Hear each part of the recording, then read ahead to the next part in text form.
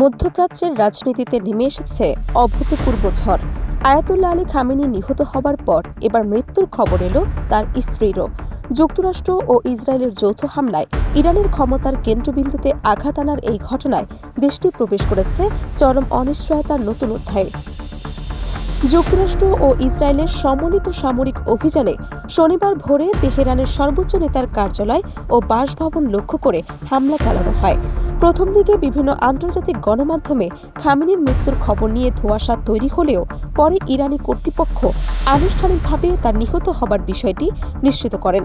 একই হামলায় তার পরিবারের একাধিক সদস্য প্রাণ হারিয়েছেন বলে জানানো হয়। হামলার পরপরই জানানো হয়েছিল খামেনির স্ত্রী গুরুতর আহত অবস্থায় হাসপাতালে চিকিৎসাধীন রয়েছেন। তবে সোমবার দেশটির রাষ্ট্রায়ত্ত সংবাদ মাধ্যম প্রেস টিভির বরাতে দ্য ওয়াল স্ট্রিট জার্নাল জানায়, চিকিৎসকদের সব চেষ্টা ব্যর্থ করে শেষ পর্যন্ত তিনিও মারা গেছেন। চিকিৎসকরা তাকে মৃত ঘোষণা করেন স্থানীয় সময় দুপুরে। এই ঘটনায় ইরানের রাজনৈতিক অঙ্গনে গভীর শোক ও ক্ষোভের সঞ্চার হয়েছে। তেহরানের রাস্তায় হাজার হাজার সমর্থক বিক্ষোভে নেমেছে বলে স্থানীয় সূত্রে জানা গেছে। তারা যুক্তরাষ্ট্র ও ইসরায়েলের বিরুদ্ধে কঠোর প্রতিশোধের দাবি জানাচ্ছেন। দেশের বিভিন্ন শহরে নিরাপত্তা জোরদার করা হয়েছে। সেনাবাহিনী ও বিপ্লবী গার্ডকে সর্বোচ্চ সতর্ক অবস্থায় রাখা হয়েছে। বিশ্লেষকরা বলছেন, 1979 সালের ইসলামী বিপ্লবের পর ইরান এমন বড় ধাক্কার মুখে আর পড়েনি। খামেনি দীর্ঘ 3 দশকের বেশি সময় ধরে দেশটির সর্বোচ্চ নেতা হিসেবে রাষ্ট্রের নীতি নির্ধারণে কেন্দ্রীয় ভূমিকা পালন করেছেন। তার মৃত্যু কেবল রাজনৈতিক শূন্যতাই তৈরি করেনি, বরং রাষ্ট্র ক্ষমতার ধারাবাহিকতা নিয়েও প্রশ্ন তুলেছে।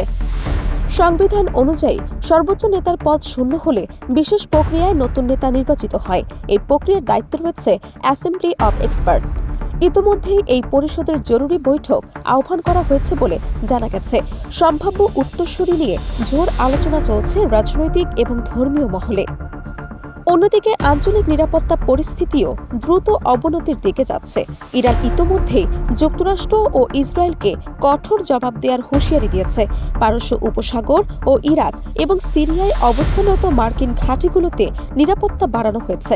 আন্তর্জাতিক বাজারে তেলের দামেও অস্থিরতা দেখা দিয়েছে, যা বৈশ্বিক অর্থনীতিতে নতুন চাপ সৃষ্টি করতে পারে বলে আশঙ্কা করা হচ্ছে।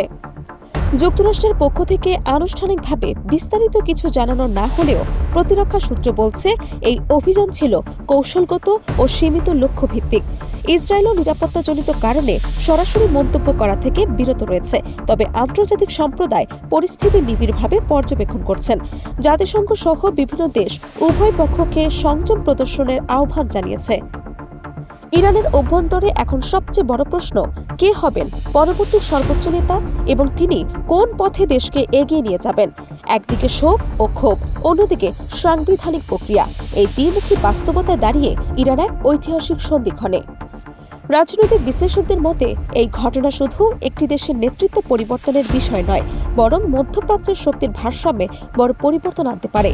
ইরানের ভবিষ্যৎ কূটনৈতিক অবস্থান, পারমাণবিক কর্মসূচি এবং আঞ্চলিক মিত্রদের সঙ্গে সম্পর্ক সবকিছুই নতুন নেতৃত্বের সিদ্ধান্তের ওপর নির্ভর করবে।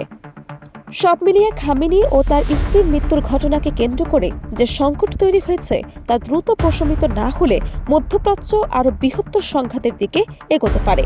এখন নজর সবার তেহরানের পরবর্তী পদক্ষেপের দিকে।